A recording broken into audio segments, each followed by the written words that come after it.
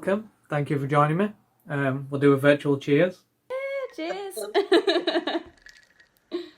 That's good gin. Good gin. We'll kick off with, when did you start in music?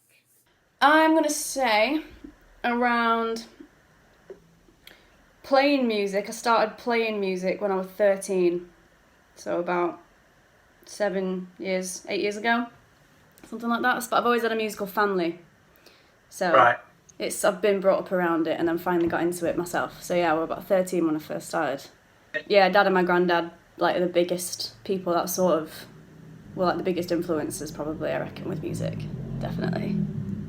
Were they in bands or they played themselves? And My dad's been in a couple of bands before. He's sort of like kept in touch with his musical stuff. He's very much into like Leonard Cohen, Jeff Buckley and like Nirvana and all that stuff. He's a really cool musician.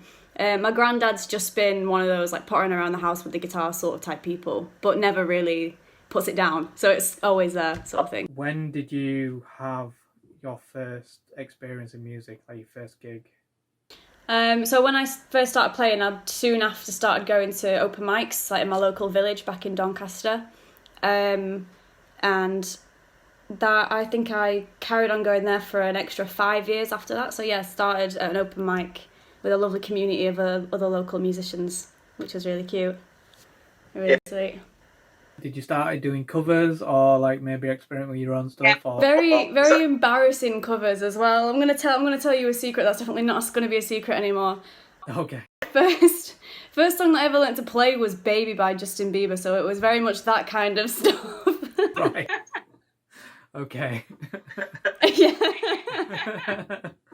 I can't say I'm a Bieber fan. No, I'm not either, not anymore, but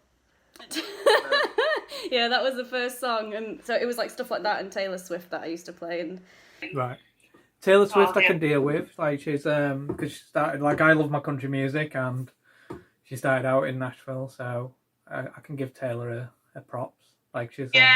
yeah, Give her some credit. yeah, she's good. And plus she's like gone from country to like just mainstream pop, and she just took over. So yeah, I've still got a weak spot for her though. I don't know what it is. yeah, I can't deny that I still listen to her music because I do. So you see, it ain't just you. It settles for the departure of the lover's tune. Yet I know there's a part of me that loves a bit madness, disruption, yet honesty. So you see, it ain't just you. It settles for the departure of a lover's tune. How, where, and when was your first gig? Like, how did it come about? First proper gig was... Ooh. Okay, yeah, I'm going to say my first proper gig was maybe at Social Bar in Doncaster. A very indie niche type of place. All the like cool kids go there and whatever. Yeah, I think that was probably my first... Was it actually? Now that I think, but yeah, it was. Yeah. So yeah, Social Bar in Doncaster. That came about through the open mic. I normally got quite a lot of gig offers through open mic. People approaching me through that way. So yeah, that's how it started out, and good turnout. Not a bad turnout for a first gig, to be honest. Not bad. I was quite happy with it. So is it obviously a good experience for your first gig? I think my fondest memory of that gig was covering a While She Sleeps song, but acoustics. While She Sleeps is quite a heavy band. And because they're sort of like, they're from round Doncaster and Sheffield area.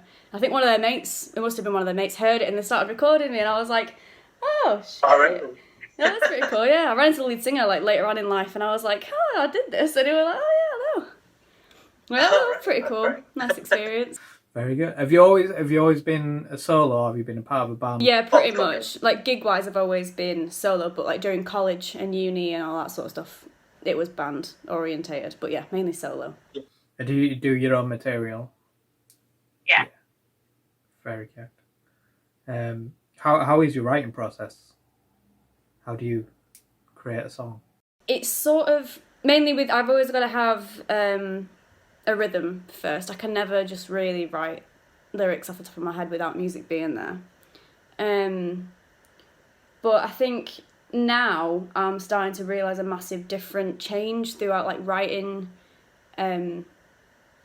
styles and like maybe complicated lyrics rather than like cheesy love songs sort of thing, which is what I used to do mainly. But yeah, since through more growing up, lyrics have started to be a bit more, oh, okay, well, let's not make it rhyme and sound really cheesy. Let's actually try and make it a bit more complex and a bit Alex Turner-esque, if you will. Like I'm kind of looking towards that style of writing because I really like he's a really good lyricist. So I'm kind of wanting to do a bit more in the style of that kind of thing. Very good. How important is gigging to you? You might not hear this a lot, but not very important to me. It's because music's always been something that I love and it's an amazing hobby to have. But I don't know if I've really wanted a career in it, to be honest, unless it was like backstage, like helping out techie wise. But I much prefer doing the open mics, obviously how we met. I prefer doing open mics and hosting them and stuff like that. You meet more people, it's a bit more intimate, you get to talk about other people's music styles and, you know, compare and contrast sort of thing. And it's a really good way of showing your new music, showing like your own music out and try and ask for a good response from it sort of thing. Whereas at a gig you're sort of obliged to, I don't know, play an original and not know it sort of thing. But at open mic it's a bit more relaxed, a bit more easygoing. You get a range of people doing their own styles. They're coming up with their own material and they're just finding themselves, which I find is like that's the beautiful bit about music. Like somebody who's just like, right, this is what I'm gonna be, and then you get that open mics where you don't find anywhere else. Yeah, 100% agree with you there. It's just more relaxed and it's a bit more, ooh, I can just chill rather than, all right, I'm at a gig, act professional. It's like, nah, I can just get drunk, play a set really badly, sing out of key, but it don't matter because you're all there having a laugh sort of thing. And it's, I don't know, I definitely prefer it to gigging, which is a very unusual response, I assume, but... As a musician, you do whatever part of the medium that you want to do. You don't necessarily have to follow like a routine and be like, I've got to do it this way because they did it that way. Exactly. You're free to do whatever you want, free to do as you wish sort of thing. Yeah, definitely. What is your most memorable or favourite gig? I probably would have to say... Ooh, that's a tough one actually. Probably one from back in my Donny days. Either a gig at this really cool bar that's like an old converted church. It's called the Diamond Live Lounge, I think now, yeah. And I was supporting like quite a big local band, which was pretty cool. And I managed to sell loads of tickets because I was doing it off my own back. Like they gave me the tickets, I just had to sell them on. And I think it was probably like the biggest result I got from tickets, like doing it myself. And it was a mint gig, a lot of fun. So I'd probably say the Diamond Live Lounge one or an open mic I hosted back in Doncaster when I was a bit younger with my friend. And it was New Year's Eve, so everyone's out for like a massive laugh. And I remember loads of my college friends came down, we all played loads of songs, and they had a wireless mic, and I remember just like running around the entire room like singing Wonderwall or something and getting everyone to sing and like pointing the mic at people or giving it around. So probably that was my fondest memory, I reckon, yeah. That trumps the Diamond Live Lounge, yeah, definitely. You live in Leeds now? Yeah, where did that transform? When did you come over for college or uni? Uni mainly, yeah. My family really wanted me to go to uni, but I weren't really bothered about it. But they were like, no, come on, let's just give it a go. If you don't like it, you don't have to do it. Just, you know, give it a go. Get you out of Doncaster as well. Right. And I saw Leeds College of Music and I was like, a college for music. Yeah, all right. Yeah. Sounds good enough to me, yeah. Sounds, you know, they've got it plain and simple there. Sound, let's go for it. But I only stayed there for a year because I realised that uni wasn't what I wanted. But it got me out of Doncaster and I'm still in Leeds nearly 3 years later. What are you looking towards doing, career-wise? No idea. And you know what? I'm happy with that. I'm kind of a go with the flow kind of person. Sounds a bit cringy, but it's true. But I'm in hospitality right now, working at a lovely pasta restaurant called Sato. Just gonna name drop that in there. We're on Deliveroo, by the way. Still open via deliveries, yeah? Yeah, it's really good. I've only just started working there though. But they're so fair to their staff, lovely people, and I can't... It's a nice environment to be in, hospitality. It's really cool. Yeah, because I was in a pub just before, like, obviously pubs got shut down. I was at the Muse in Wetherby. Great place, great bar, great beer, and yeah, sadly we got shut down, so... I miss the pub so much. That's what I miss the most. It's like hospitality has took a hard hit. Massively. But like it's great that like I say, like the bottle shop reopened today, and it's good that we, like, through delivering you can kind of keep it open at a point. So it's not gone away, but hopefully it'll reopen and everyone's safe to go back at some point in the... My partner's place of work, the wardrobe, they're starting to put up like plastic panels, I think, at some point, maybe in between like booths and tables in the bar and stuff, to try and see if it'd work. Which is a good idea, I think. It's, you know, it's worth a shot, you know. Well, that's it, yeah, because like Weatherspoons, he said the same. Like, they're going to try and put the partitions between the booths, and like hopefully it can work, but like it depends how much people are drinking as well, because how can you control that? Well. Yeah, exactly. Scandals that's been going on with him. No way. Like, Jesus. Yeah, exactly. But I think if any pub opens first, it'll be Spoons. Just because I think he's eager to open, and if he can find a way around opening, even though I can't see, as much as I love Spoons because I love the cheap ale, and the ale's always good. It's not bad. For what yeah, price. exactly. There's no entertainment, but you make your own, I suppose. But like, there's just going to be an onslaught of people who dive in, and you're not going to be like, I've had to pick up a job in retail in supermarket just because I need money, and you can't really social distance in a supermarket, but they're trying to still figure it out now, and it's been like 9 weeks, and there's still people where is it long? I'm going to say I think I've been working there 9 weeks. I think it's been longer, hasn't it? And there's still people who are just like who are not understanding the distance. It's like, stay away from people. I hate going to the shop, like just walking down the street or in town, because I normally walk into work to get a bit of sunshine in the day. And then there's just people like proper like, coming up to you and like walking really near, and I'm just like, I just kind of want to walk with my arms out. Yeah. Back off. That's it though. Like, no. There is the people who just there's some that's completely oblivious. They don't like. I don't know whether, obviously they must understand, but it's like they don't care. Maybe, I don't know. Like just forgetting for a minute and being like, oh yeah, but as soon as I get near someone, I'm like, oh actually yeah, go away. Yeah. But yeah, it's definitely a crazy time. I can't really cope with it right now. I can't keep up with it. There's a lot going on. It's fascinating to see how humanity are sort of coping with it in the ways that they are, though. It's fascinating to sort of watch, kind of like watch and observe kind of thing. Just what's going on in different countries is absolutely mental. I can't believe how, I don't know, I guess I've come from like a kind of sheltered place or childhood. I've always been aware of like all the crap that's going on and like racism and all that sort of stuff. I've been aware of it, but I've never actually like witnessed it happening in other countries to this extent. It's mental. I think the world has been finally woken up to what's going on in America. What I don't understand is that they go from a black president, which did so much good for a lot of people, and to this racist, homophobic, sexist bigot. It's like, oh, that's the most frustrating part. Bang on, this guy was doing real good for the country.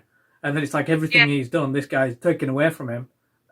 For what reason? Like, other than, like, he hates him. Like, I've been discussing it with people. Why are they rioting? It's like, well, they're not having to abide by the rules. Like, if their understanding of the rules have been broken daily, then why should they live by the rules of, oh, don't loot that shop, don't fight against the police, like, don't engage? And it's like, yeah, but I can't, like, well, I wouldn't do that. No, you wouldn't, because you never had to deal with that situation. You've never been in that position. Yeah, well, how can they? It's like, because they've had to live with it every day. You're not black. Yeah. You're not a minority in this world. You haven't had to deal with any of this awful stuff. I hate it. No, yeah. No, I've had, I don't know how many sort of discussions / arguments with people, and it's like, how can you see it this way? Like, I know. it's in front of you. Like, look directly at what's happening, and then how do you see it a different way? I'm completely baffled by people's views. I feel bad calling them a minority because they're a part of the human fucking race. They're the people. They shouldn't be a minority. They shouldn't. Oh, exactly. I could go on for days about this. Hours you could like try and argue and push that point forward, and there'll always be people going, yeah, but what about me? It's like, what? What do you mean, what about you?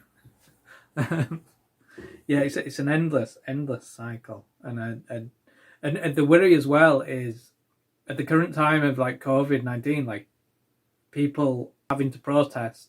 But it also goes to show how serious this matter actually is. Like, we are in a pandemic and people are still rioting, they're still protesting. That's not because they understand the risks, but they're doing it because it's now got to that extreme point that they've got to do this. And I'm all for it. I respect it. So I've had to argue, like, why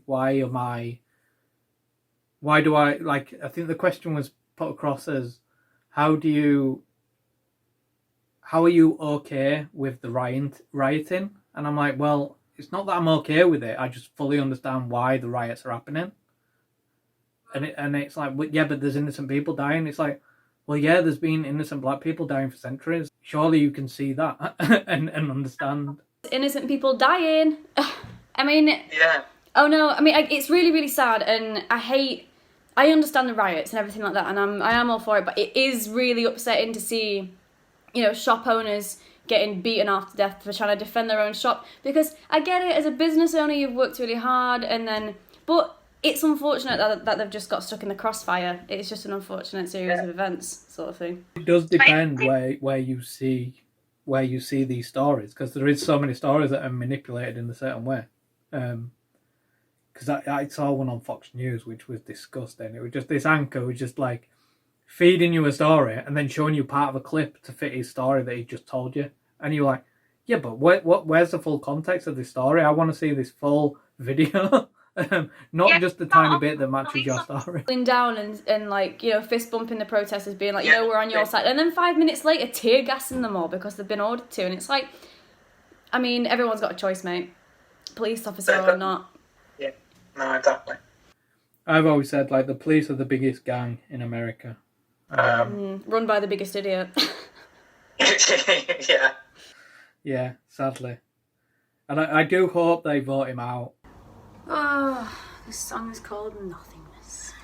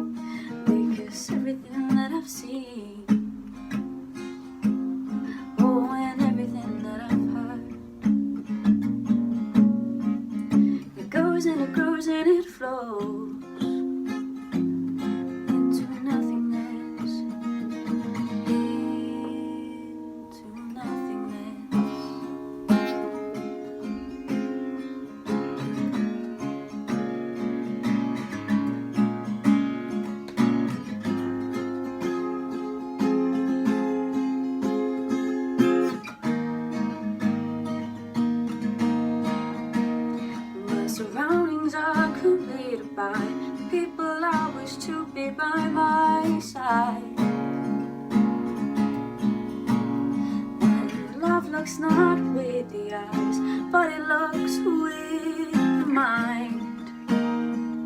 Something along those lines.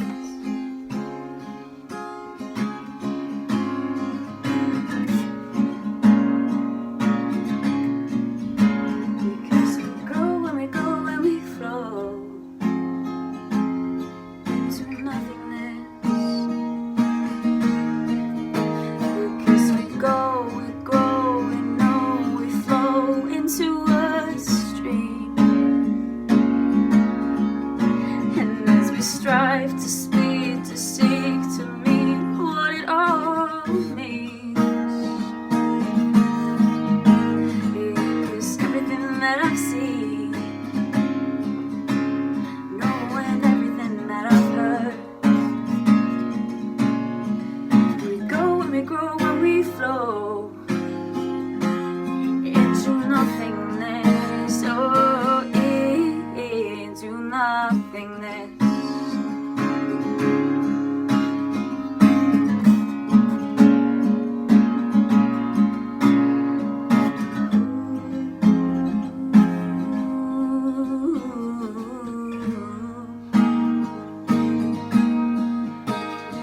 Because everything that I've seen,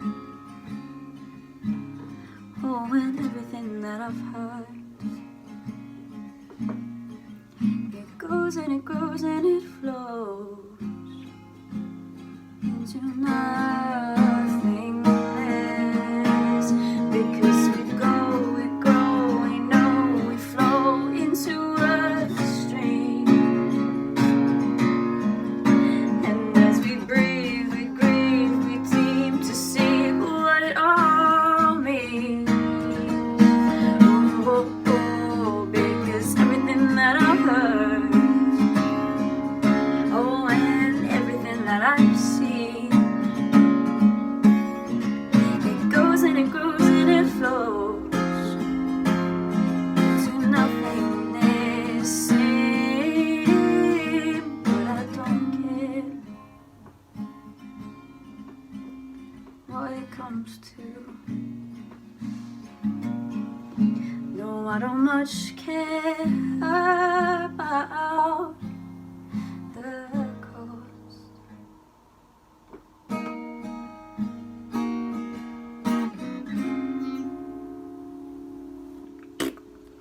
When was your last gig before lockdown? I reckon it was the Karuna Club that I met you at, I reckon. Could be, because I was at, Weapon Tech. Kentucky. Yeah, because that was my second time hosting it, and it was, the first time I hosted it, it went so bad. But the second time I had it under control, and I was really happy, and I remember meeting you, and I was like, this is the best night ever! It'd been that long that I'd been, and Hugh was in charge at that point, and then he's obviously moved on, and then I was like, oh, I didn't even know someone else. I thought Hugh was like the main host, because it did flow like really well. He did great that night. Honestly, a massive weight came off my shoulders after that night. I was like, I can finally do it! I'd done it for the first time, and I think Sam had taken all of her really good equipment because she had a gig or something. She will have had a gig. So I was like, so I was left with the house equipment, which was a bit harder to use, a bit more, I don't really know how to use this equipment sort of thing. Well, she explained it the best she could, but I think it was just me that was messing it up a little bit. And I had a guitar that was, bless her, I had to borrow my boyfriend's guitar because mine was messed up. And it just kept on going out of tune. It was pretty old, so I was just like, everything that could have gone wrong has gone wrong. But then the second time, the night that you came down, it was probably the most smoothest thing I've ever done in my life. Ever like hosting thing.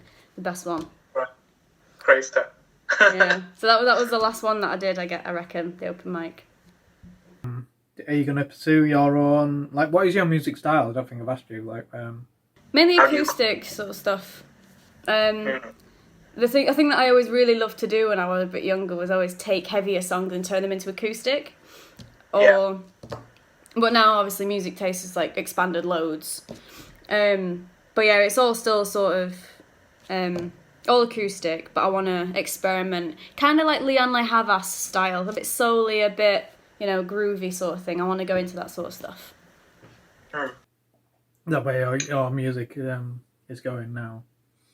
Yeah, I reckon so. Like with the guitar patterns and stuff, I'm trying to get a bit more into finger picking, a bit more into like different sort of sounds, different tunings. So yeah, I'm definitely wanting to experiment a bit more. Get a bit more experimental with it, I reckon. How have you been holding up during lockdown? Have you been getting by? Have you been out of work? You just said you've just recently got back in at work. Drinking your way through. Yeah, same. Honestly, if it weren't for my boyfriend and his housemate, I'd be bald. I'd be ripping my hair out. Yeah, them two have really been a massive factor into it. Yeah. Because obviously, even with a partner, it's hard. So we've got our housemate to sort of take a little bit of the edge off, sort of thing, Right. which is really nice. We've got a really nice dynamic sort of like going on. So yeah, I've been getting by pretty okay, and it was my 21st during lockdown as well. Oh really? Very happy belated 21st. It was my 21st, and then my partner's 30th the day before. Oh, So two massive birthdays in lockdown was a bit of a kick in the teeth, but we made it work. What did you end up doing? Did you try and make an extra effort? He made more of an effort, which I feel kind of bad about. I came down and he had like happy birthday on the wall with photos and stuff.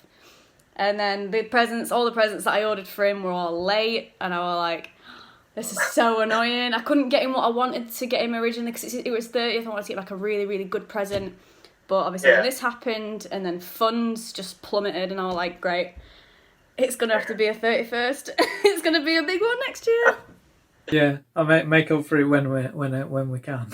Exactly. But I've also been called back to work due to like furlough issues and stuff. So that's also been pretty good. Nice getting out of the house a little bit more and stuff.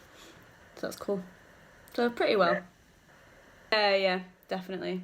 Also, the PlayStation helps a lot. I've been smashing all the GTA. Take your mind away from it. Yeah, it's nice to just zone out for 8 hours at a time at a screen. There's a couple of mates of mine did like a 24-hour, I don't know, an online streaming game thing. They'll put 24 hours in for charity.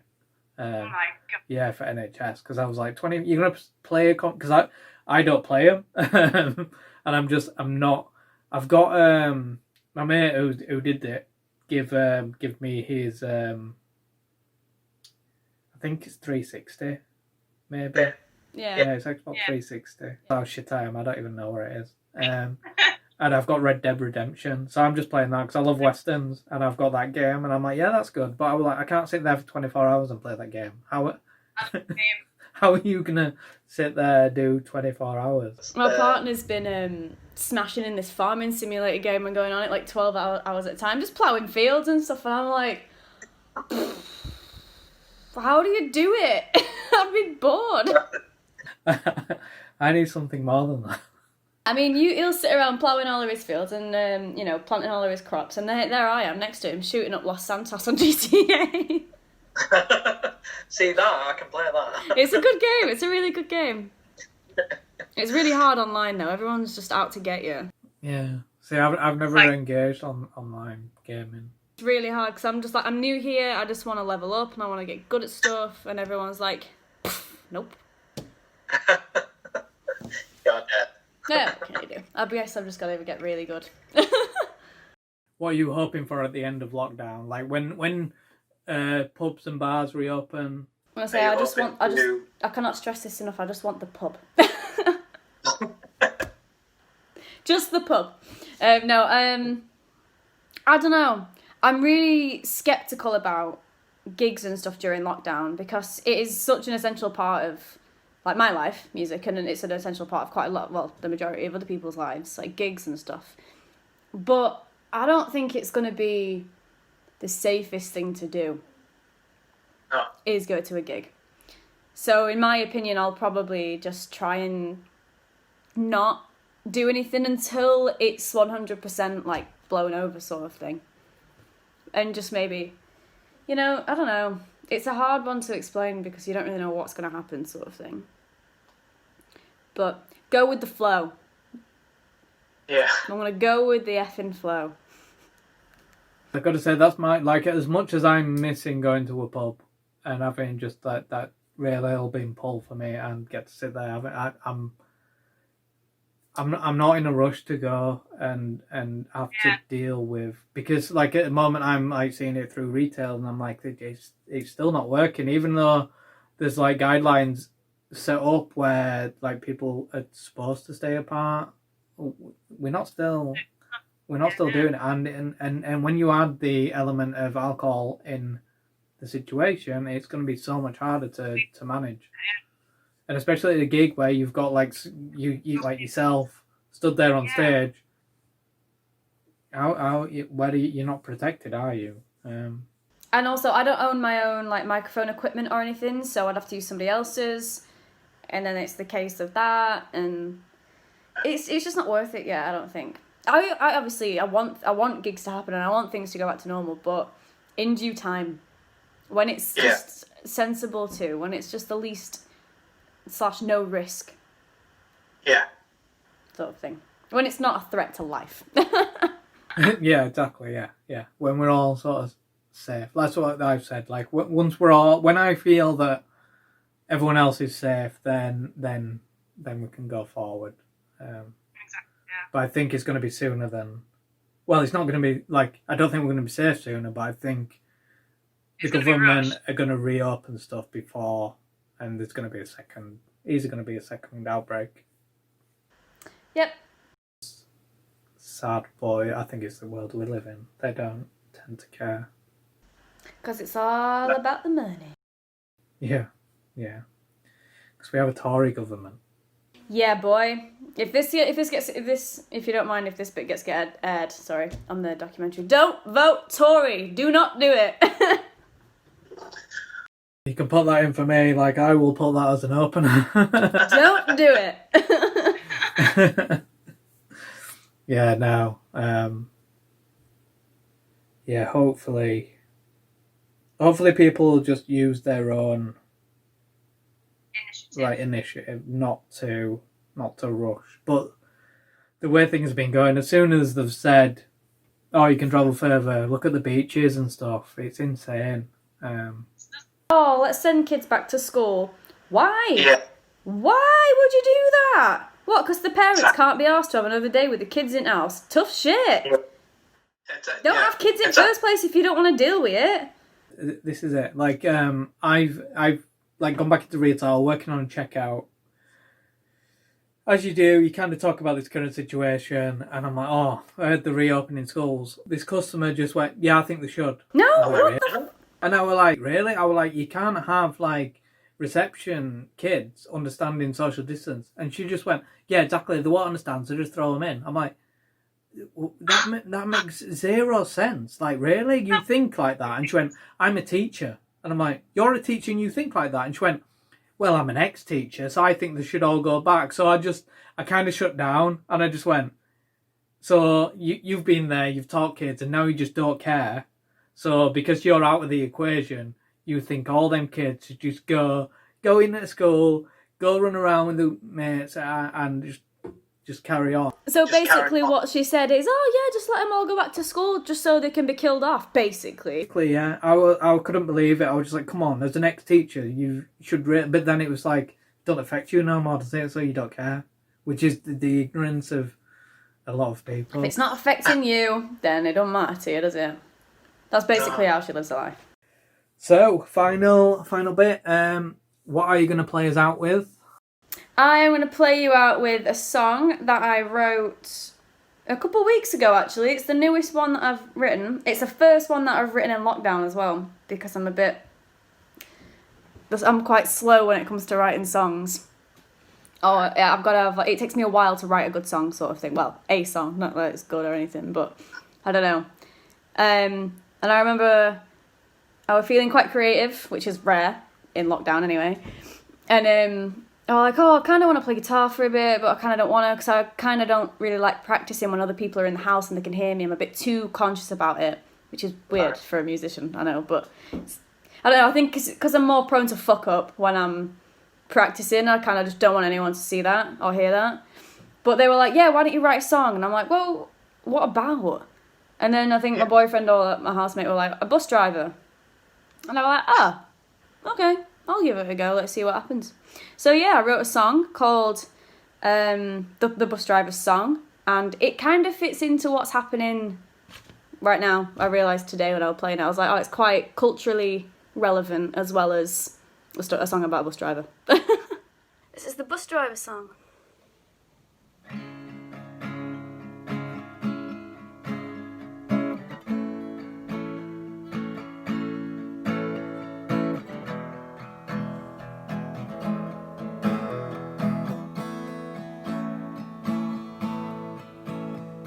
Steady and caring, but their patience is daring. You wouldn't deceive them, but you put yourself above them.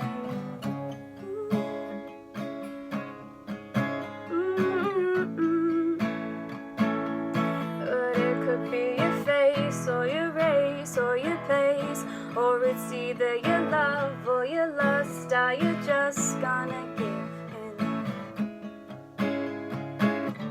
Are you just gonna give in?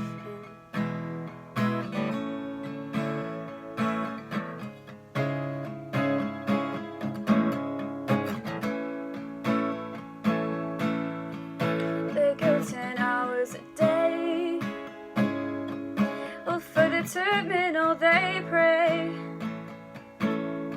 What they would give for a cigarette break.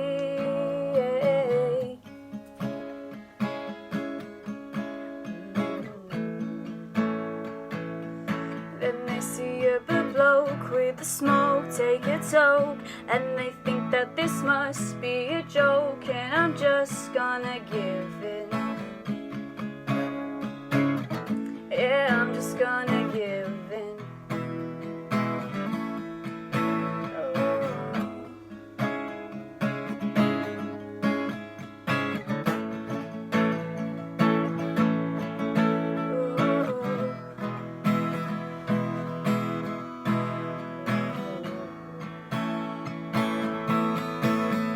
Well taken with a pinch of salt before you take a seatbelt bolt, and just before you get a chance to say, they'll already be well on their way. So shut your mouth, keep your head down, because all you'll receive is a frown. But it could be the way that you say, hey, or it could be the baby that's screaming away.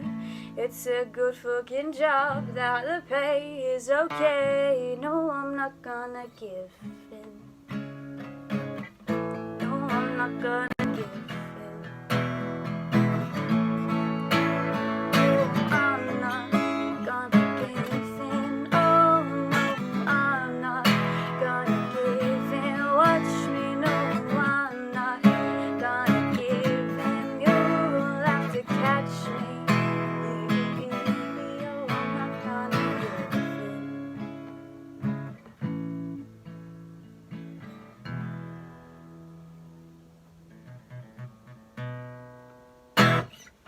Thank you.